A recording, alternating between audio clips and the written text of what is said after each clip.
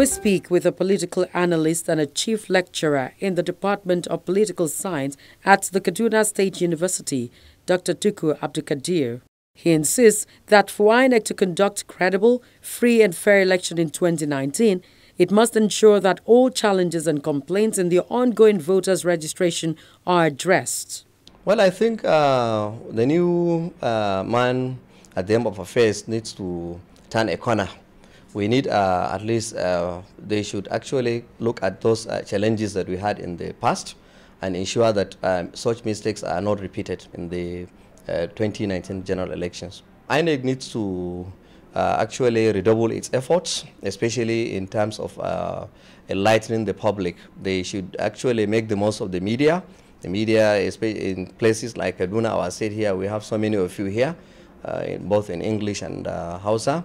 They should please not relent in their efforts. People should not be disenfranchised. We know they are doing their best, but at least they should actually improve. There is need for more improvement in that regard. His contemporary, a senior lecturer in the Faculty of Law, Ekiti State University, Mr. Wole Yaniwura, wants INEC to intensify awareness about the voters' registration if it means well for the nation. Mr. Yaniwura believes an increased awareness would prompt eligible voters to do the needful. I think that when it comes to personalization, they have not made enough publicity. The exercise has been taking a very long time.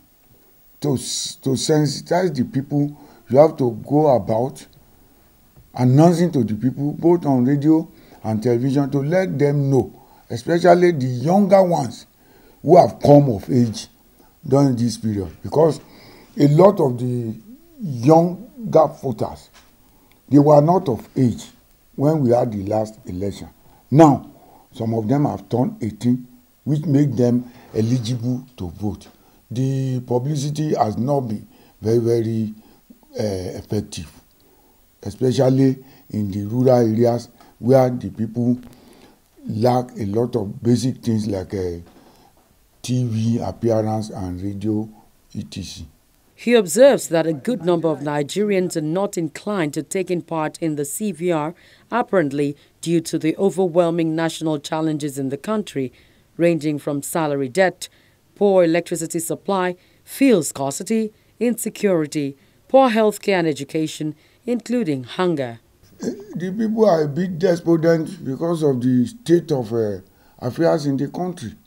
People have to work, they have to take care of their family, they have to feed, and when there are things that are not adequate, lack of job, lack of amenities and infrastructures, most people will feel like, why should I waste my time going to do something like that when I don't have a job, I've not fed my family, and the youth, which are a very large proportion of the population, they are about 60 million. They have no job, nowhere to go, and they just look at the exercise as something that is a wasteful exercise for them because they have to look for a way of sustaining themselves. That is the greatest problem. In societies where people are sure that when they wake up, they have water, they have electricity, they have good roads, and they don't have to think about getting fuel to go to where they want to go, then people are more enthusiastic to do their civic duties. The problem is that there are so many things lacking in the country.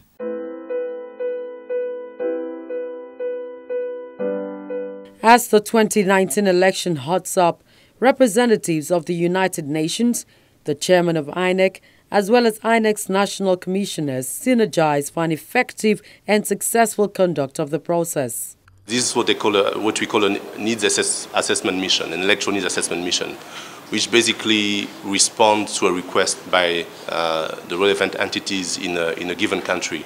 The UN does not just deploy missions without being invited. So that's why I wanted to emphasize, first of all, the appreciation that once again the UN has been considered as an important partner to work with the Commission. And the main objective is really to work together and see the context in which the elections are being prepared, and together identify areas where the Commission may see fit to have the UN collaborating with it, as was the case in the past. The chairman of INEC lists critical areas the Commission seeks the intervention of the United Nations in the coming general elections. 1. Capacity building for Commission staff. 2. Voter education and sensitization. 3. The electoral legal framework. 4. Capacity building for political parties. 5. Electoral conflict mitigation. And 6. Inclusiveness, particularly of women, youth, and persons with disabilities. At a recent forum to discuss the coming elections, the former INEC chairman, Professor Atahiru Jega, makes some suggestions which borders on the caliber of persons who will handle the process of the election. It's important that we find ways and the means of constructively engaging these youth in politics, in the electoral process, in the governance process. Otherwise, rather than the youth bulge being potentially used for development, it can turn into a nemesis and create more crisis in the political and governance processes. And we are beginning to see it in many African countries, even here in Nigeria. The unemployed youth are being utilized negatively, even in politics, even in elections, you know, and of course they are increasingly frustrated by unemployment, whether they are secondary school graduates or university graduates, and that frustration is a keg of gunpowder, which, if not properly managed by responsible governance processes, would obviously explode.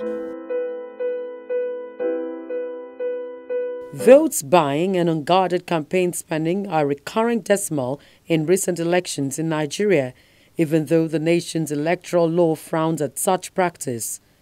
Over 200 staff of INEC were suspended after the 2015 elections over allegation of bribery.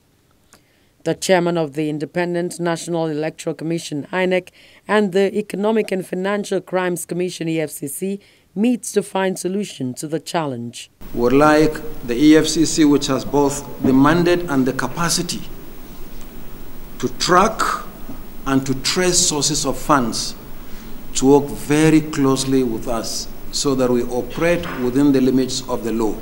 Therefore, Mr. Chairman, we look forward to working very closely with the EFCC. Open vote buying will not be tolerated by the Commission. And we don't want the 2019 general elections to be determined by the amount of money people have and they can go around on election day to buy votes. We are already collaborating on a number of issues pertaining to incidents that have happened in the last exercise. There are a series of investigation, prosecution, etc., is going on. And we have been collaborating, we have been working together. And I want to tell the chairman and the management staff, I'm here to assure you that I will work, ensure that we do the right thing. Essentially, that is, do good, do right thing. Simple.